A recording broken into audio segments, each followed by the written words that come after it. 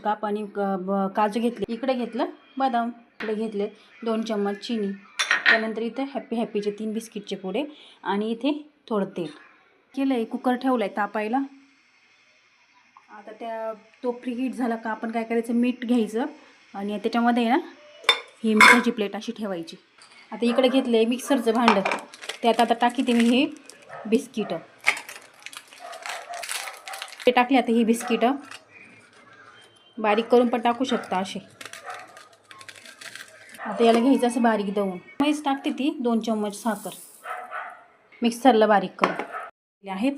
मी ना डब्बा घेतला, डब्यामध्ये टाकते आता ते बारीक केलेलं बॅटर.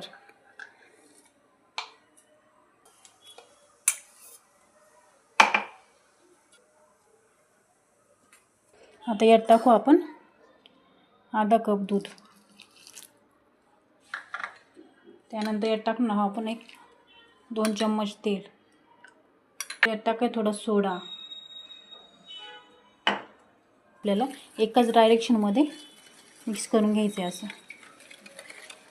असं बॅटर आपलं तयार झालेलं आहे मस्तपैकी छान. आता हे ठेवते साईडला. आता केक टीन त्याला लावून घेते तेल.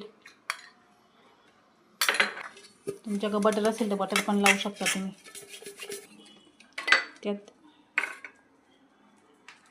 त्यात टाकते आता हे बॅटर सर्व मी.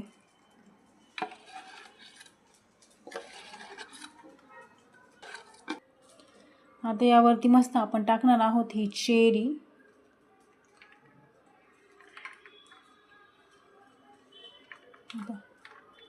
चेरी टाकून घ्यायची, चेरी घेतलेली आहे. त्यानंतर आता हे आहे ना बदामचे काप टाकते मी याच्यामध्ये. छान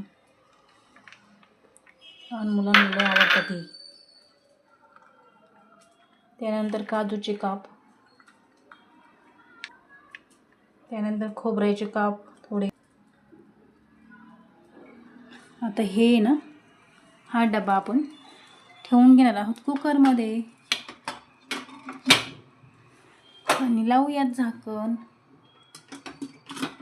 आपण कुकर खोलून घेऊया, केक तयार झाला आहे का बघूया. हे पाहता आपण झाकण काढलं.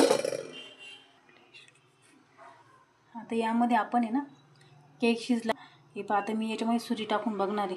सुरी क्लीन आलेला केक शिजला समजायचं. हे पहा यावरती सुरी एकदम क्लीन आलेली. यावरती आपण केक आहे ना आता आपण बाहेर काढून घेणार आहोत.